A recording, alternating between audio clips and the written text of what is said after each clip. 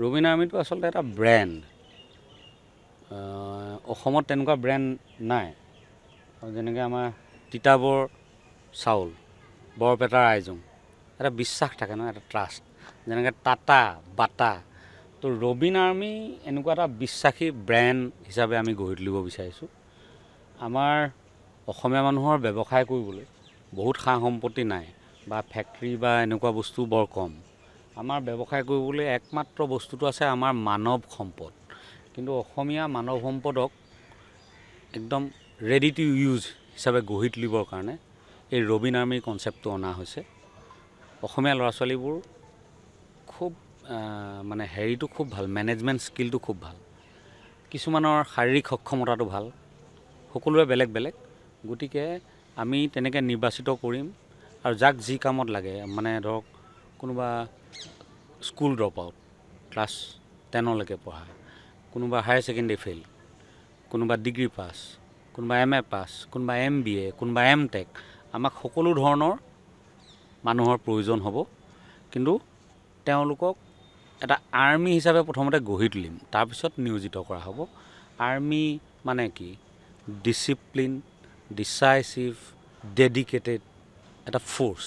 গতিকে সেই মানৱ সম্পদ হিচাপে অসমীয়া জাতীয় যিবোৰ দুৰ্বলতা আছে, এলেহুৱা, সুৰুপা, সময়মতে কাম নকৰা, আহি পাইছোহিনে বুলি ক'লে মানে এই গৈ আছোঁ বুলি কৈ 3 ঘণ্টা লগাই দিয়া, এই আটাইবোৰ যিবোৰ অনুচৰ বিসৰ্গ, এই গোটেইবোৰৰ পৰা তেওঁলোকক কেনেকৈ পৰিত্ৰাণ পাব পাৰি, তাৰ পৰা টেকনিকেল যিখিনি জ্ঞান, যিটো কামৰ কাৰণে তেওঁ উপযুক্ত, তাৰ কাৰণে দি একদম সুন্দৰভাৱে তেওঁলোকক গঢ়ি তুলি তেওঁলোকক সংস্থাপন দিয়ালৈকে, যাক সংস্থাপন দিয়া হ'ব তেওঁহে ৰবিন আৰ্মি। বাকীসকল আগ্ৰহী ৰবিন আৰ্মি হ'বৰ বাবে বা মোক এই কামত যিসকলে সহযোগ কৰিছে তেওঁলোক হ'ল ৰবিন আৰ্মিৰ সমৰ্থক।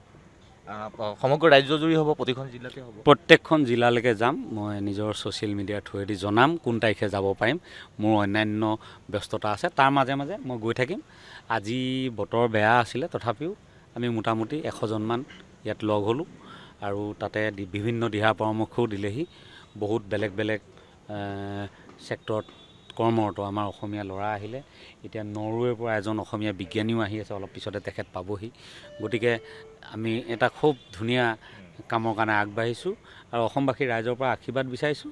আৰু আপোনালোকৰ ওচৰ পাজৰত এনেকুৱা যি ল'ৰা আছে সকলোকে জনাব, আমি যাম, লগ পাম, তেওঁলোকৰ গোটেই ডাটাখিনি ল'ম, লৈ আমাৰ সেই ধৰণৰ যি কৰ্মৰ কাৰণে তেওঁ ইচ্ছা কৰে, কোনোবা ভাল ছেফ হ'ব পাৰে।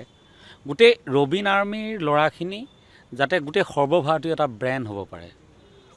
গোটেই ভাৰতবৰ্ষত ৰবিন আৰ্মিৰ মেন পাৱাৰ মানে এটা নিজস্ব চিনাকি থাকিব লাগিব। আজিকালি সকলো তেনেকৈ ধৰণেই হৈছে, সকলো এটা ভাল পেকেজিং লাগে সকলো বস্তু বিক্ৰী কৰিবলৈ। আমাৰ স্কিলটোৰ বাহিৰে বিক্ৰী কৰিব পৰা অন্য বস্তু নাই। অন্য বস্তুটো আৰু চব মাটিতলৰ পাইপেদি গুচি যায়, ট্ৰাকে গুচি যায়, ৰেলত গুচি যায়, আমি একো নাপাওঁৱেই। গতিকে বিকিব পৰা মানুহ আছে, বস্তু আছে, সেই মেন পাৱাৰ। বাকী আমাৰ কৃষিখণ্ডৰ লগতো জড়িত থাকিব ৰবিন আৰ্মি। মই ইতিমধ্যেই খেতি আৰম্ভ কৰিছিলোঁ, গতিকে বহুতখিনি কথা মই গম পাইছোঁ, নিজে প্ৰেক্টিকেলি গম পাইছোঁ। গতিকে এতিয়া আমি ৰাজহুৱা ভিত্তিত আমি খেতি কৰিবলৈ ল'ম।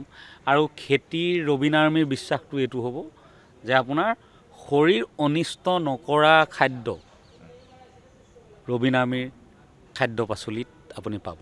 এইটো মই মোৰ নামটো এইকাৰণে দিছোঁ, মই জীৱনত যি কাম কৰিছোঁ মই নিজৰ নামেৰে কৰিছোঁ। মই গান লিখিছোঁ, যিমানটা গান লিখিছোঁ, বহুত বেছি গান নাই লিখা, কিন্তু তাত আপুনি মানস ৰবিনক বিচাৰি পাব বুলি মোৰ বিশ্বাস। মই যদি CD চিনেমা কৰিছোঁ কিবা, যদি কোনোবাই পইচা দি চাইছে, তেওঁ বুকুত হাত দি ক'ব যে মই ঠগ খোৱা নাই।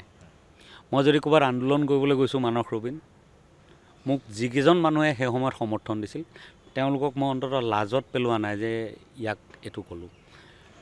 মোৰ আৰু এটা পৰিচয় আছে, অসমৰ মানুহে নাজানে বা ময়ো কৈ নুফুৰোঁ। মই 1908 চনমানৰ পৰা মই বিভিন্ন ধৰণৰ ব্যৱসায়িক ক্ষেত্ৰৰ লগত জড়িত। মোৰ বিভিন্ন ধৰণৰ ব্যৱসায় আছে আৰু মই গোটেইবোৰ সৰ্বভাৰতীয় ব্যৱসায়ীৰ লগতে কৰিছোঁ। 2008 চনৰ পৰা সেই বিশ্বাসটো তেওঁলোকে মানস ৰবিন গান গাই কিবা কিবি একো নাজানে, মোক খালি এজন মানুহ হিচাপে জানে।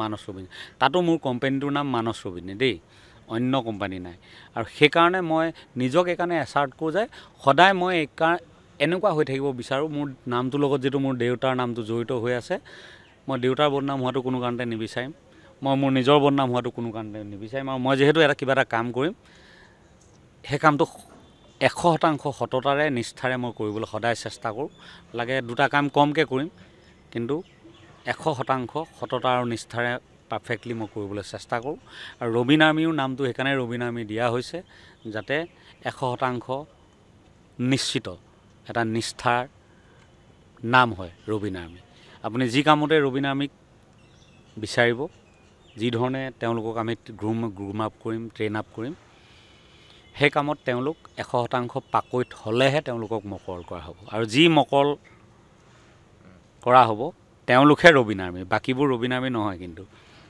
যাক মকৰল